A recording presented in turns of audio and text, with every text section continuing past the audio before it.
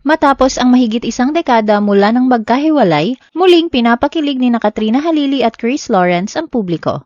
Ang maayos nilang co-parenting setup para sa kapakanan ng kanilang anak ay nauwi sa pagbubukas ng posibilidad ng second chance sa pag-ibig matapos ang kumpirmadong muling panliligaw ni Chris kay Katrina. The Philippine Showbiz List presents detalye sa muling panliligaw ni Chris Lawrence kay Katrina Halili. Friendship reset amid reunion rumors. Nagsimulang umugong ang mga espekulasyon ng balikan nang sorpresang dumalo si Chris at ang kanyang anak na si Lyric sa intimate birthday party ni Katrina noong January. Sinundan pa ito ng pag-appear ni Chris sa YouTube channel ni Katrina para sa isang lie detector test vlog noong February, kung saan inamin ni Chris na bukas siya sa ideya ng pakikipagbalikan sa loob ng susunod na 10 taon kung pareho pa rin silang single. Lalo pang nag-init ang chismis ng magbakasyon ng pamilya sa El Nido, Palawan, kung saan mabilis na nag-viral ang kanilang mga sweet clips sa social media. Sa kabila ng mga haka-haka tungkol sa balikan, kapwa nilinaw ni Katrina at Chris na wala silang opisyal na romantikong label. Sa isang panayam kay Boy Abunda sa programang Fast Talk, parehong kinumpirma ng dalawa na pareho silang single, ngunit hindi pa sila nagbabalikan bilang mag-partner. Ayon kay Katrina, nag-e-enjoy lamang sila sa company ng isa't isa. Mas komportable aniya at mas magaan na ang kanilang ugnayan ngayon kumpara noon. Ipinaliwanag din ni Chris na malaki ang naging positibong epekto ng kanilang muling paglapit sa kanilang anak. Ayon sa kanya, mas naging masaya at mas maganda ang disposition ng bata mula nang magkaayos silang muli. Napansin din niya na mas genuine ang ngiti at mas masaya si Katie kumpara dati.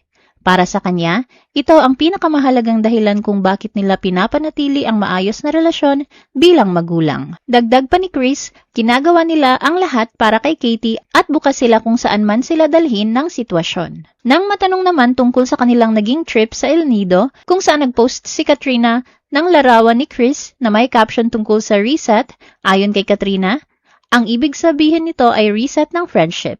Dahil parang muli silang nagsisimulang magbanding at mas makilala ang isa't isa sa bagong yugto ng kanilang buhay. Nilinaw naman ni Chris na ang kanilang mga social media posts at sweet interactions ay hindi scripted, kundi natural na nangyayari. Kung ano-aniya ang nakikita ng publiko sa kanilang vlogs, ay yun ang totoong sitwasyon nila. Aminado rin silang hindi sila okay noong nakaraang taon at nagkaroon lamang ng muling paglapit ngayong taon nang muling magkausap at muling magumpisa ang kanilang komunikasyon. Kabilang na ang pag-invite ni Katrina kay Chris sa kanyang birthday. Katrina and Chris on second chance at love. Sa kabila ng paglilinaw ni Katrina na magkaibigan lamang sila ni Chris, patuloy pa rin ang interes ng publiko sa kanilang muling paglapit sa isa't isa.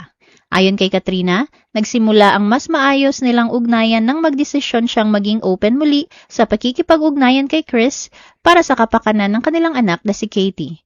Dati raw, halos civil ang kanilang komunikasyon at limitado lamang sa usapin ng anak. Inamin din niya na noong mga nakaraang taon ay may hindi sila pagkakaintindihan at sariling hinanakit bilang magulang. Ngunit kalaunan ay nagkaroon siya ng mga realization bilang ina kaya pinili niyang bitawan ang sama ng loob at magtulungan na lamang sila. Dahil dito, unti-unting gumanda ang kanilang komunikasyon at mas naging maayos ang co-parenting setup nila. Para kay Katrina, ang kanilang relasyon ngayon ay parang bagong pagkakakilala dahil pareho na silang nagbago at mas mature kumpara noon.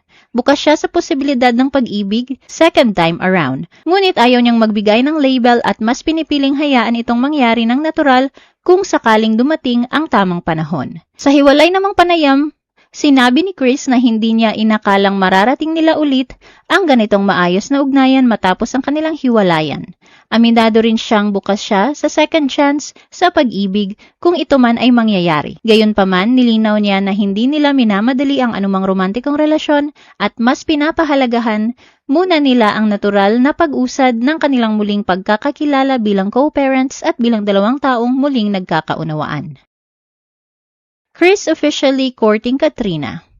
Ang friendship reset ay tuluyan nang nagbago ng direksyon bago lumipad patungong ibang bansa si Chris para sa kanyang concert tour. Nag-iwan siya ng isang madamdamin at emosyonal na handwritten letter para kay Katrina na binasa nito sa kanyang vlog habang umiiyak sa labis na emosyon. Dito ay hayagang isinulat ni Chris ang kanyang tapat na intensyon at formal na humingi ng pahintulot na manligaw. Patunay sa kanyang seryosong intensyon, Nag-post pa si Chris sa Facebook ng isang cinematic video ni Katrina habang sila ay nasa Hong Kong na may caption na, "You're probably watching this while I'm on the plane. And until I'm back, just know you're on my mind." Ang inaasam na pagbabalikan ng dalawa ay tila malapit na ngang maganap. Sa ulat sa Fast Talk with Boy Abunda nitong June 24, 2026, opisyal nang inihayag na formal at totoong nanliligaw si Chris kay Katrina. Nangyari ang kumpirmasyong ito kasunod ng pagkapanalo ni Katrina bilang Best Actress para sa Mommy Dearest sa 10th World Excellence Japan Awards, kung saan taos-puso niyang pinasalamatan sina Chris at ang kanilang anak na si Katie. Dahil dito hayagang inimbitahan ni Boy ang dalawa na bumisita sa kanyang programa kapag nakabalik na si Chris sa bansa upang mas maibahagi ang takbo ng kanilang kwento. Ang pinakamagandang balita sa lahat, nang malaman ni Katie ang plano ng kanyang ama, agad nitong ibinigay ang kanyang buong pag-aproba at basbas sa muling panliligaw ni Chris sa kanyang ina.